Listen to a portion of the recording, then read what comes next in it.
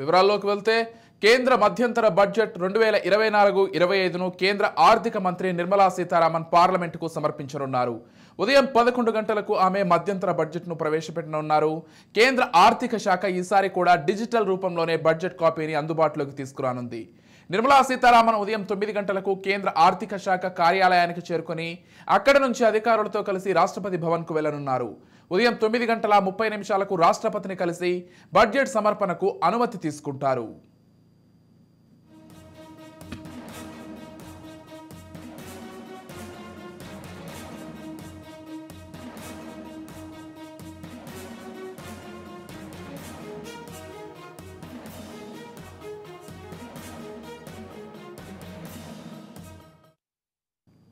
ఆర్థిక మంత్రి నిర్మలా సీతారామన్, ఆ శాఖ సహాయ మంత్రి, ముఖ్య అధికారులు ఉదయం 10 గంటలకు పార్లమెంటుకు చేరుకుంటారు. బడ్జెట్ సమర్పణకు ముందు ఉదయం 10:30 పార్లమెంటు ఆవరణలో కేంద్ర కేబినెట్ భేటీ కానుంది. ఇక్కడే మధ్యంతర బడ్జెట్కు కేబినెట్ ఆమోదం తెలపనుంది. అనంతరం ఉదయం 11 గంటల నుంచి లోక్సభలో నిర్మలా సీతారామన్ బడ్జెట్ను ప్రవేశపెడతారు.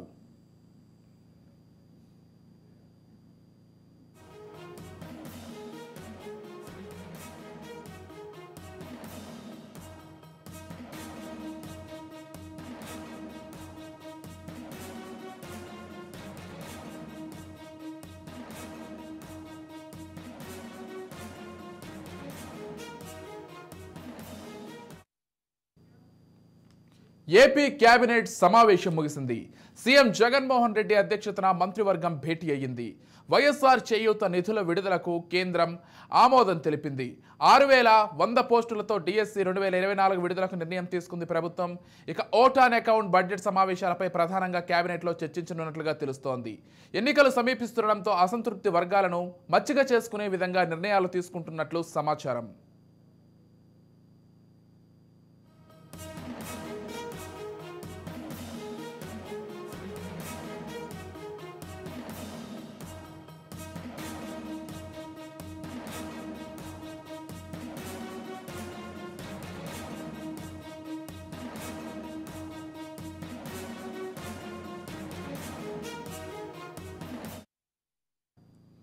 వైసీపీ నేత బాలినేని శ్రీనివాసరెడ్డి కీలక వ్యాఖ్యలు చేశారు. ఒంగోలులో 25,000 మందికి పట్టాలు ఇవ్వడమే ముఖ్యమన్నారు. ఎంపీ అభ్యర్థిగా మాగుంట ఉంటే అన్ని నియోజకవర్గాల్లో బాగుంటుందని ఆయన చెప్తున్నట్లు తెలిపారు. నియోజకవర్గ ఇన్ఛార్జీలు పట్టనట్టుగా ఉంటున్నారని, తానే అధిష్టానంతో తగాదా పెట్టుకున్నట్టు కనిపిస్తోందన్నారు. అధిష్టానానికి లేని బాధ నాకెందుకని బాలినేని శ్రీనివాసరెడ్డి అన్నారు. అధిష్టానం ఏం చెబితే అదే చేస్తానన్న బాలినేని తన ఒంగోలు చూసుకుంటానని చెప్పారు. పెట్టుకున్నట్టు ఇవన్నీ నాకెందుకు, ఇవి అధిష్టానం ఏం చేస్తే అది చేసినా సిద్ధంగా ఉంది. వాళ్ళకి లేని బాధ నాకెందుకు ఒక్కరికి. కాబట్టి నేను నా ఒంగోలు నియోజకవర్గంలో పట్టాలు ఇచ్చేదానికోసం ప్రయత్నం చేసుకుని నా ఒంగోలు నియోజకవర్గంలో నేను బాగు చేసుకునేందుకు ప్రయత్నం చేస్తాను. నేను అడుగుతున్నాను, అలిగారు, తీసుకెళ్ళి పోయారు అని మాట్లాడుతూ ఉన్నారు. నేను నా ఒక్కడి కోసం అడుగుతున్నానా? ఎంపీ అనేది చంద్రబాబు అక్రమ అరెస్టును జీర్ణించుకోలేక ప్రాణాలు కోల్పోయిన టీడీపీ సానుభూతి పరులను నిజం గెలవాలి పేరుతో నారా భువనేశ్వరి పరామర్శిస్తున్నారు. నెల్లూరు జిల్లా కొండాపురం మండలం కొమ్మి హరిజనవాడలో తాడిపర్తి సుధాకర్ కుటుంబాన్ని ఆమె ఓదార్చనున్నారు. నాడు చంద్రబాబు నాయుడుపై టీవీలో వస్తున్న కథనాలకు కలత చెంది అనారోగ్యంతో సుధాకర్ మృతి చెందారు.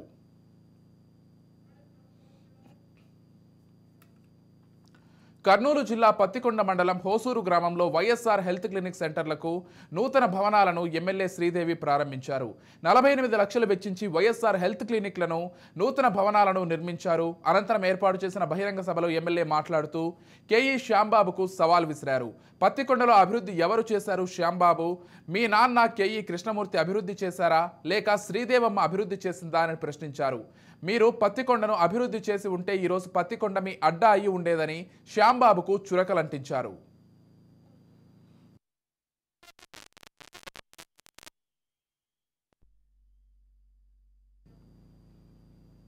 ఏపీ నిరుద్యోగ ఉపాధ్యాయ అభ్యర్థులకు ప్రభుత్వం గుడ్ న్యూస్ చెప్పింది.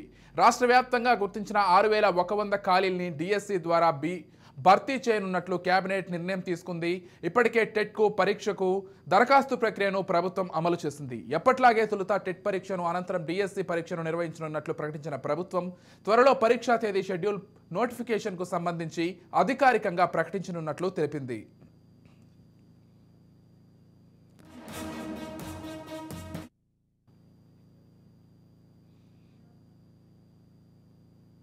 ఎన్నికలకు ముందు ఇచ్చిన హామీ మేరకు ఏడాదిలో 2 లక్షల ఉద్యోగాలను తప్పకుండా భర్తీ చేస్తామని ముఖ్యమంత్రి రేవంత్ రెడ్డి పునరుద్ఘాటించారు. ఎల్బీ స్టేడియంలో ఏర్పాటు చేసిన కార్యక్రమంలో కొత్తగా ఎంపికైన 7,094 మంది స్టాఫ్ నర్సులను ఆయన నియామక పత్రాలను అందజేశారు.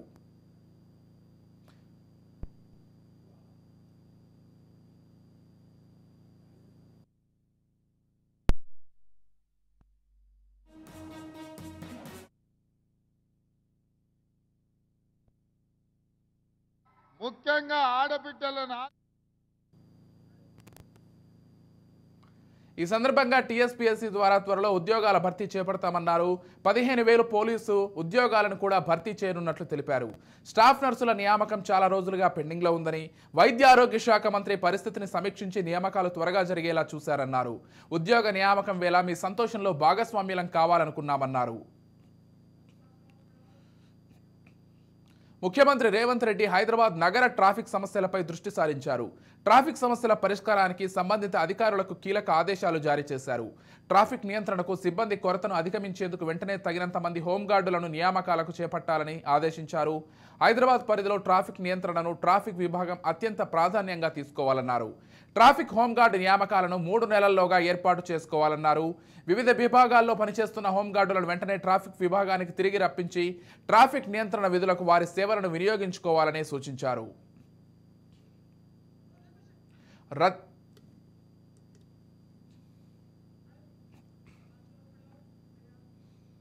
మంత్రి కోమటిరెడ్డి వెంకటరెడ్డిపై బీఆర్ఎస్ ఎంపీ లింగయ్య యాదవ్ మండిపడ్డారు. జెడ్పీ చైర్మన్ సందీప్ రెడ్డిపై దాడి ఘటనను తీవ్రంగా ఖండించారు. ఎంపీ లింగయ్య ఎన్నికల ముందు కాంగ్రెస్ ఇచ్చిన గ్యారంటీల అమలుపై ప్రశ్నించినందుకే సందీప్ రెడ్డిపై దాడి చేశారని ఆరోపించారు.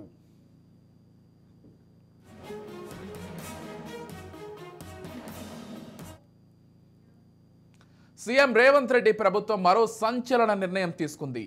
సినిమా రంగంలో రాణించిన ఉత్తమ నటులకు ప్రస్తుతం రాష్ట్ర ప్రభుత్వం ఇస్తున్న నంది అవార్డుల పేరును మార్చింది. ఇకపై నంది అవార్డుల స్థానంలో గద్దర్ పేరిట అవార్డులు ప్రదానం చేస్తామని సీఎం రేవంత్ ప్రకటించారు. ప్రతి ఏటా గద్దర్ జయంతి రోజున ఈ అవార్డులు ప్రదానం చేస్తామని పేర్కొన్నారు. ఇక నుండి కవులు, కళాకారులు, సినీ ప్రముఖులకు గద్దర్ అవార్డులు ఇస్తామని తెలిపారు. గద్దర్ జయంతి వేడుక సందర్భంగా సీఎం రేవంత్ ఈ ప్రకటన చేశారు. కాగా బుధవారం హైదరాబాద్లోని రవీంద్ర భారతిలో గద్దర్ జయంతి ఉత్సవాలను ప్రభుత్వం అధికారికంగా నిర్వహించింది.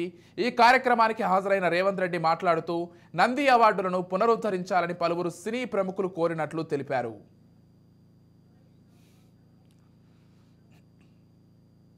ఢిల్లీ ముఖ్యమంత్రి అరవింద్ కేజ్రీవాల్కు ఎన్ఫోర్స్మెంట్ డైరెక్టరేట్ మరోసారి నోటీసులు జారీ చేసింది. ఢిల్లీ ఎక్సైజ్ పాలసీ కేసులో ప్రశ్నించేందుకు ఢిల్లీ సీఎంకు మళ్లీ సమన్లు జారీ చేసింది. కేజ్రీవాల్కు ఈడీ నోటీసులు ఇవ్వడం ఇది 5వ సారి. ఇప్పటికే 4 సార్లు నోటీసులు ఇచ్చినా ఆయన విచారణకు మాత్రం హాజరు కాలేదు. ఈ క్రమంలో మరోసారి నోటీసులు ఇచ్చిన ఈడీ ఈసారి మాత్రం రావాల్సిందేనని కేజ్రీవాల్కు తేల్చి చెప్పింది. ఫిబ్రవరి 2న విచారణ కోసం ఈడీ కార్యాలయానికి హాజరు కావాలని ఈడీ నోటీసుల్లో తెలిపింది.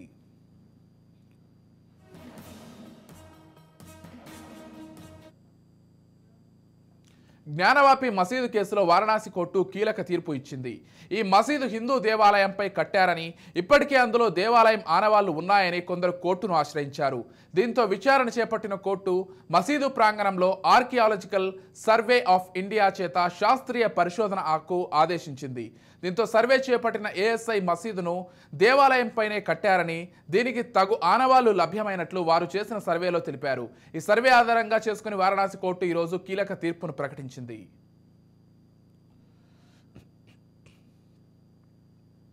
హెచ్ఎండిఏ మాజీ డైరెక్టర్ శివబాలకృష్ణ ముగిసిన డే 1 విచారణ. దాదాపు 7 గంటల పాటు శివ బాలకృష్ణపై ఏసీబీ ప్రశ్నల వర్షం కురిపించింది. 50 ప్రాపర్టీ డాక్యుమెంట్లను బాలకృష్ణ ముందు ఉంచి విచారణ చేపట్టారు అధికారులు. అయితే 45 ప్రశ్నలకు సమాధానాలు రాబట్టే ప్రయత్నం చేశారు. దాంతోపాటు 8 బ్యాంకు లాకర్లు, బినామీలు, ఇతర పెట్టుబడులపై ఆరా తీశారు. టెక్నికల్ అనుమతుల ఉల్లంఘనలు, ఇల్లీగల్ అన్ని లేఅవుట్లను పర్మిషన్లు ఎలా ఇచ్చారని ప్రశ్నించారు. ఎన్ని రియల్ ఎస్టేట్ సంస్థలతో కుమ్మక్కయ్యారు, 2 ఇన్ఫ్రా కంపెనీలతో ఉన్న ప్రత్యేక సంబంధాలపై కూడా ఆరా తీశారు ఏసీబీ అధికారులు.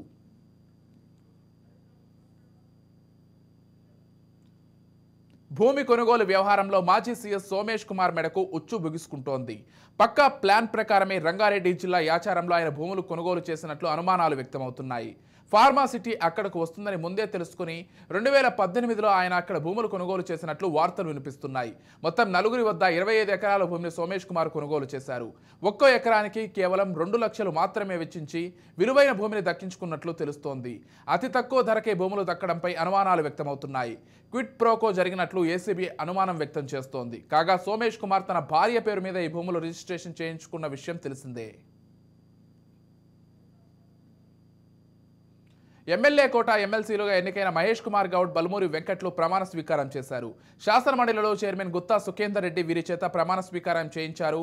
ప్రమాణ స్వీకార కార్యక్రమానికి శాసనసభ వ్యవహారాల మంత్రి శ్రీధర్ బాబు, పలువురు ఎమ్మెల్యేలు, కాంగ్రెస్ పార్టీ నేతలు హాజరయ్యారు. అయితే గవర్నర్ కోట ఎమ్మెల్సీలుగా ఎన్నికల కోదండరాం, అమీర్ అలీ ఖాన్ ప్రమాణ స్వీకారం చేయాల్సి ఉండగా హైకోర్టు బ్రేక్ వేసింది. తదుపరి ఉత్తర్వులు వచ్చే వరకు 2 ఎమ్మెల్సీ స్థానాలకు సంబంధించి యథాతథ స్థితి కొనసాగించాలని హైకోర్టు ఆదేశించింది. In the name of God, that I shall abide by and follow the rules, observe the etiquette and respect of the conventions of the House.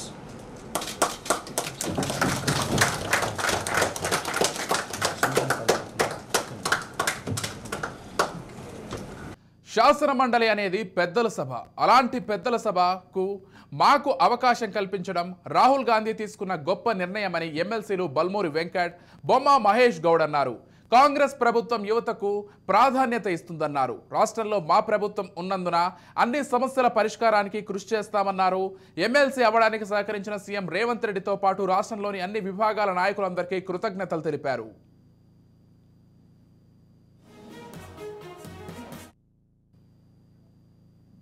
CM Revanth Reddy Adilabad జిల్లా పర్యటన సందర్భంగా పకడ్బందీగా ఏర్పాట్లు చేయాలని మంత్రి సీతక్క అధికారులను ఆదేశించారు. ఇంద్రవెల్లి, కేస్లాపూర్లో సీఎం పర్యటన ఏర్పాట్లను స్థానిక ఎమ్మెల్యే వెడ్మా బొజ్జు, జిల్లా కలెక్టర్ రాహుల్ రాజ్, పిఎస్తో కలిసి ఆమె పరిశీలించారు. ఫిబ్రవరి 2న రాష్ట్ర ముఖ్యమంత్రి ఇంద్రవెల్లి, కేస్లాపూర్ పర్యటన నేపథ్యంలో అధికారులు సమన్వయంతో ఏర్పాట్లు చేయాలని ఆదేశించారు. నాగోబా దేవాలయంలో ప్రత్యేక పూజలు, పలు అభివృద్ధి పనులకు శంకుస్థాపన, స్టాల్ సందర్శన, దర్బార్ హాల్లో అధికారులతో నిర్వహించనున్న సమావేశం సీఎం పాల్గొంటారని తెలిపారు.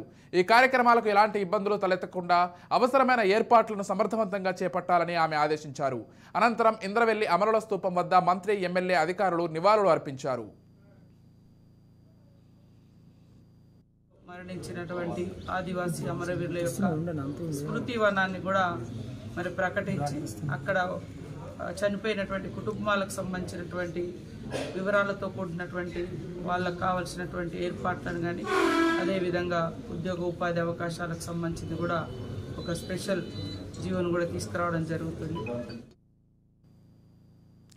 ప్రకాశం జిల్లా దర్శి నియోజకవర్గ ఎమ్మెల్యే మద్దిశెట్టి వేణుగోపాల్ ఆధ్వర్యంలో నియోజకవర్గ కార్యకర్తల సమావేశం జరిగింది. సమావేశంలో ఎమ్మెల్యే మద్దిశెట్టి అధికారులకు వార్నింగ్ ఇచ్చారు. తన అనుచరులపై కేసులు బనాయించడం, వారి బిల్లులు ఆపడం సరైన పద్ధతి కాదన్నారు. తనను నమ్ముకున్న వారి కోసం ఎక్కడికైనా వెళ్లడానికి సిద్ధంగా ఉన్నట్లు ఎమ్మెల్యే వెల్లడించారు.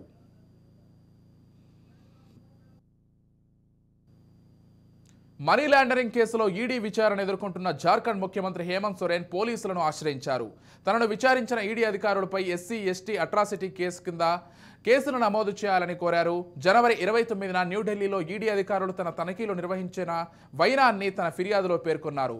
ముందస్తు నోటీసులు ఇవ్వకుండా తాను లేని సమయంలో తనిఖీలు చేపట్టారని ఫిర్యాదు చేశారు. తన ఇంటి పరిసరాల్లో బ్లూ BMW కారు, పెద్ద ఎత్తున అక్రమ నగదులు లభించిందంటూ అధికారులు మీడియాకు లీకులు ఇచ్చారని పేర్కొన్నారు. ఆ కారు తనది కాదని, తన వద్ద ఎలాంటి నగదు లేదని చెప్పారు. ప్రజల ముందు తనను అవమానించేందుకు ఈడీ ఈ చర్యలు తీసుకుందని ఆరోపించారు. ఈడీ అధికారుల కారణంగా తను, తన కుటుంబం మానసిక వేదన అనుభవించిందన్న ఆయన సదరు అధికారులపై చర్యలు తీసుకోవాలని పోలీసులకు విజ్ఞప్తి చేశారు.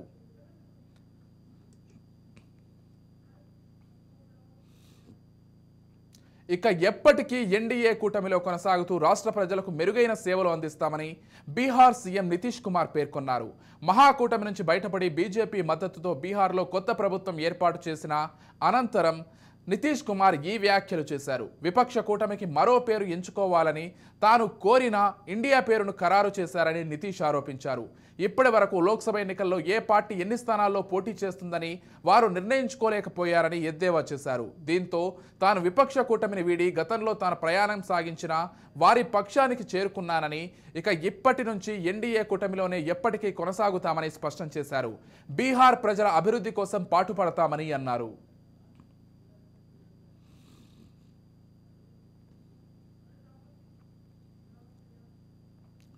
భారత్ క్రమంగా ప్రపంచ ఎగుమతుల కేంద్రంగా అభివృద్ధి వైపు అడుగులు వేస్తోంది. దేశ రాజధాని ఢిల్లీలో జరగబోయే గ్లోబల్ మొబిలిటీ ఎక్స్పోకు వేదిక కానుంది. ఫిబ్రవరి 3న జరగబోయే ఈ కార్యక్రమానికి ప్రధాని నరేంద్ర మోదీ పాల్గొననున్నారు. 3 రోజుల పాటు నిర్వహించబోయే ఈ మొబిలిటీ ఎక్స్పోలో సుమారు 800 మంది ఎగ్జిబిటర్లు, 50 మందికి పైగా విదేశీ ప్రతినిధులు హాజరు కానున్నారు. మంచిర్యాల జిల్లా జిన్నారంలో ఎమ్మెల్యే వెడ్మా బొజ్జు పర్యటించారు. రోటిగూడ గ్రామంలో గ్రామ పంచాయతీ కార్యాలయాన్ని ప్రారంభించారు. సర్పంచ్ మల్కా విజయలక్ష్మణ్ 20 లక్షల రూపాయలతో నిర్మించినందుకు ఎమ్మెల్యే అభినందించారు. అనంతరం స్థానిక సమస్యలను త్వరలో పరిష్కరిస్తామని హామీ ఇచ్చారు. టైగర్ జోన్ ఇబ్బందులు, కడెం ప్రాజెక్టు మరమ్మతులపై ఇప్పటికే కసరత్తు ప్రారంభించానన్నారు. స్థానిక లీడర్లు ప్రజలకు అందుబాటులో ఉండాలని, ప్రజలు మళ్లీ ఆదరించాలంటే అందుబాటులో ఉండాలని హెచ్చరించారు. నుంచి బయటకు వచ్చిన వ్యక్తిని, ఏ గ్రామంలో ఏ సమస్యలు నాకు బాగా తెలుసు.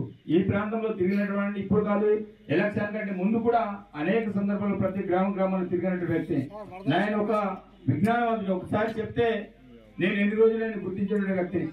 కాబట్టి సోదరులారు, ఈ ప్రాంతంలో మీకు ఫ్లడ్స్ వచ్చినప్పుడు స్వయంగా అధికారంలో ఎమ్మెల్యే ఉన్నప్పుడు కూడా ఎవరు కూడా వచ్చి కనీసం మీకు 1 కిలో చక్కెర కూడా ఇవ్వనటువంటి పరిస్థితి. ఆ రోజుల్లో నేను రోడ్డు కూడా కావచ్చు, అదేవిధంగా కావచ్చు, అదే మీకు చాలా గ్రామాల్లో స్వయంగా నేను సరుకులు పంపిణీ చేసిన. కాబట్టి మేము అధికారంలో ఉన్నా లేకపోయినా ప్రజాసేవలనే చేయాలనే సంకల్పం ఉన్నప్పుడు తప్పకుండా అడగకపోయినా మేము తప్పకుండా అవి చేయడానికి. సీఎం పదవి కోసం తనకు రేవంత్ రెడ్డి లంచం ఇచ్చారన్న ఆరోపణలపై కేటీఆర్కు T Congress incharge Manikram Thakur legal నోటీసులు పంపించారు. దీనిపై కేటీఆర్ ట్విట్టర్ ఎక్స్లో స్పందిస్తూ కీలక వ్యాఖ్యలు చేశారు. రేవంత్ 50 కోట్లు ఇచ్చారని చెప్పిందే కోమటిరెడ్డి వెంకటరెడ్డి అన్నారు. పీసీసీ పదవికి లంచం ఇచ్చారని వెంకటరెడ్డి అన్నారని తెలిపారు. నోటీసులు తనకి కాకుండా కోమటిరెడ్డికి పంపాలన్న కౌంటర్ వేశారు. అయితే తొలుత సీఎం పదవి కోసం రేవంత్ రెడ్డి 50 కోట్లు లంచం ఇచ్చారన్న కేటీఆర్ ఆరోపణలపై మాణిక్యం ఠాకూర్ సీరియస్ అయ్యారు. వారం రోజుల్లో వివరణ ఇవ్వాలంటూ కేటీఆర్కు లీగల్ నోటీసులు పంపారు. వివరణ ఇవ్వకపోతే పరువు నష్టం దావా వేస్తానని హెచ్చరించారు. ట్విట్టర్ ఎక్స్లో లీగల్ నోటీసులు మాణిక్ ఠాకూర్ పోస్ట్ చేశారు. అయితే ఠాకూర్ నోటీసులకు కేటీఆర్ కౌంటర్ ఇచ్చారు. 50 కోట్ల లంచం ఇచ్చినట్లు కోమటిరెడ్డి వెంకటరెడ్డి ఆరోపించారని రివర్స్ పోస్ట్ చేశారు.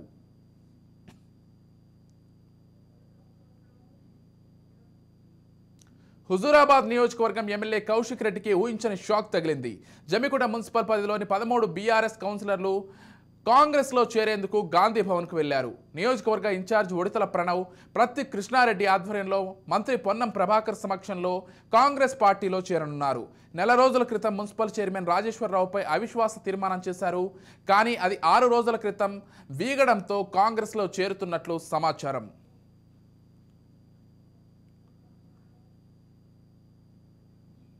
తెలంగాణ ప్రభుత్వం ప్రతిష్టాత్మకంగా తీసుకున్న ప్రజాపాలనలో 6 గ్యారంటీల అభయహస్తం దరఖాస్తులను ఆన్లైన్లో కాలేజీ విద్యార్థులతో డేటా చేయించారు.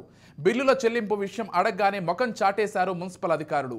దాదాపు 130 మంది విద్యార్థులతో డేటా ఎంట్రీ చేయించారు. మొత్తం 6 లక్షల వరకు డబ్బులు చెల్లించాల్సి ఉందని ఉప్పల్ మున్సిపల్ డిప్యూటీ కమిషనర్ అడగ్గా ఇంకా టైం పడుతుందని నిర్లక్ష్యపు సమాధానం చెప్పడంతో ఉప్పల్ మున్సిపల్ కార్యాలయం ముందు విద్యార్థులు బైఠాయించారు.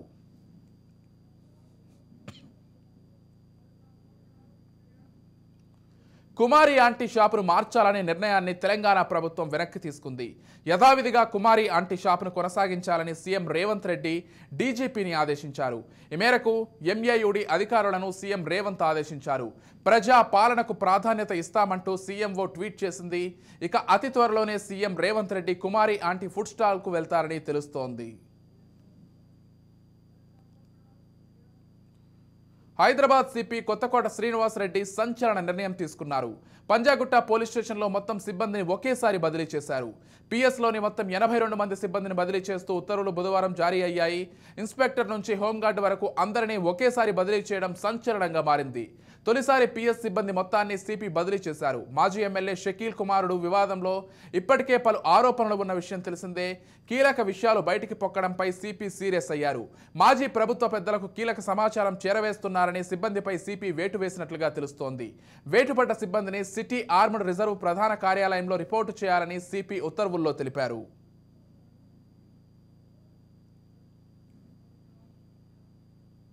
రాష్ట్రంలో బీఆర్ఎస్కు వరుస దెబ్బలు తగులుతున్నాయి. మంచిర్యాల జిల్లా జిన్నారంలో పొనకల్ పిఏసిఎస్ చైర్మన్ పై పెట్టిన అవిశ్వాసం నెగ్గింది.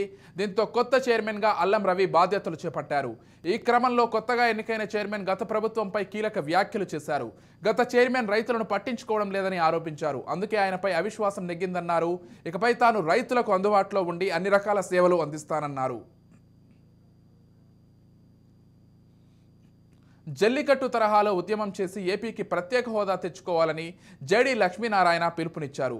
ప్రత్యేక హోదా కోసం ఆంధ్ర రాష్ట్ర ప్రజలు సంఘటితంగా ఉద్యమించాలని కోరిన జేడీ శ్రీకాకుళంలో ప్రత్యేక హోదా విభజన హామీల సాధన సమితి సమావేశంలో పాల్గొన్నారు. రాష్ట్రంలోని అధికార ప్రతిపక్ష పార్టీలు చిత్తశుద్ధితో హోదా కోసం పోరాటం చేయడం లేదని ఆరోపించారు. ప్రత్యేక హోదా ముగిసిన అధ్యాయం కాదని, రాజకీయ పార్టీల స్వార్థం కోసం ముగించబడిన అధ్యాయమన్న జేడీ పార్లమెంట్లో బడ్జెట్ సమావేశాలను వైసీపీ టీడీపీ ఎంపీలు అడ్డుకోవాలన్నారు. కడప జిల్లా మద్దునూరు టౌన్లో ఉద్రిక్త వాతావరణం చోటు చేసుకుంది. వైసీపీ టీడీపీ కార్యకర్తల మధ్య దాడులు జరిగాయి. ఒకరిపై ఒకరు కుర్చీలు రాళ్లతో దాడులు చేసుకున్నారు. 2 రోజుల క్రితం వైసీపీ ఎమ్మెల్యే సుధీర్ రెడ్డి సమీప బంధువు శశిధర్ రెడ్డి టీడీపీలో చేరారు. తిరిగి ఆయన్ను సొంత గూటికి చేర్చుకునే ప్రయత్నంలో చర్చలు జరుపుతున్నారు వైసీపీ నేతలు. విషయం తెలుసుకున్న టీడీపీ కార్యకర్తలు శశిధర్ రెడ్డి ఇంటికి చేరుకుంటున్నారు. దీంతో ఇక్కడ ఇరు వర్గాల మధ్య ఘర్షణ వాతావరణం తలెత్తింది.